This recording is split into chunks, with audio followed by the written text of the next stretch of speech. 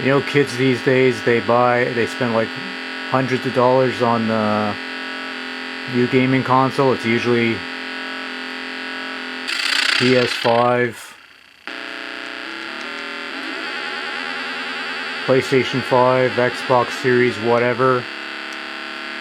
High-end PC gaming machine.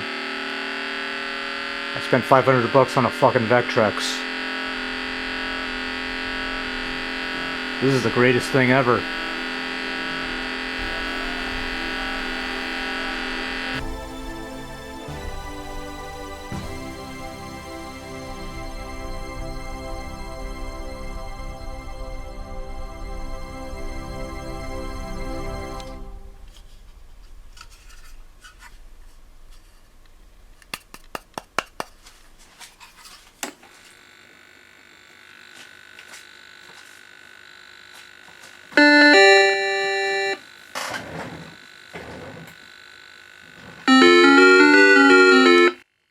HyperChase Auto Race, released in 1982 for the almighty VECTREX Arcade System, is a driving game where you drive a little car and you drive down a road while trying not to crash into other cars and the side of the road. And that's it. They call this a racing game, but you're not really trying to win a race, you're just driving down a continuous road and trying not to crash into anything.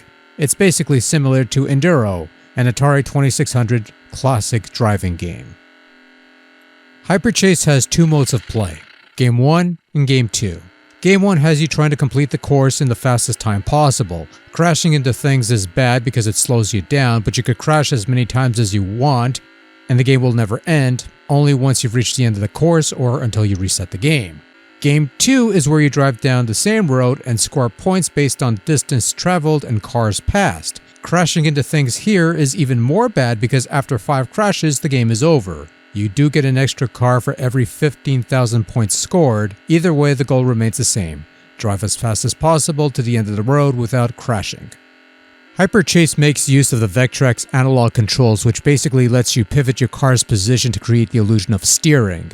For what it's worth, the analog controls feel rather nice and smooth. Some could argue the controls are perhaps a bit too sensitive, but other than the nervous twitch, I didn't think it was too bad. And given that this was released around the same time as Atari's much maligned 5200 console, I was quite thrilled to find, or just plain luck out on, a system from that period where the analog stick was actually quite functional, and the game makes use of all 4 buttons, 2 for gear shifting, 1 for braking, and 1 for acceleration, and it all works wonderfully. But even with precision controls, HyperChase remains a fairly challenging title, because not only do you have to contend with passing cars, including those who may come up from behind you, or even those who can pass through other cars without consequence, just go with it, but the perspective would sometimes skewer somewhat here and there to create the illusion of sharp turns and such. It goes without saying that the faster you drive, the more difficult it becomes to avoid such obstacles due to how quickly they fly by.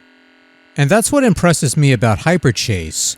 Its ability to create that sense of speed that very few games back in the day were able to capture. The animation, or frame rate, whatever you want to call it, is relatively smooth, save for a couple glitches here and there. And even with the simplistic vector-based graphics, you're able to make out some basic scenery. Trees, mountains, telephone poles, roadside lamps, other cars, things of that nature. All of this from a home arcade system from 1982. HyperChase doesn't skimp on the sound department. Again, it's fairly basic stuff. Engine running, crashing, some occasional tire screeches, but it sounds pretty damn good all things considered. Well, except for the engines on the first 2 gears, those sound awful, but the rest of it sounds lovely, I suppose.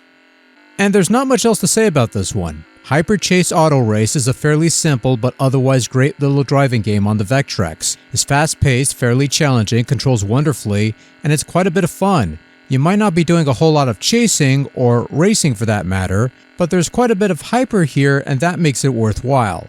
Definitely one worth checking out if you can, but otherwise, there's always Enduro on the 2600. Not quite as hyper, but still pretty fun and pretty similar along that same vein.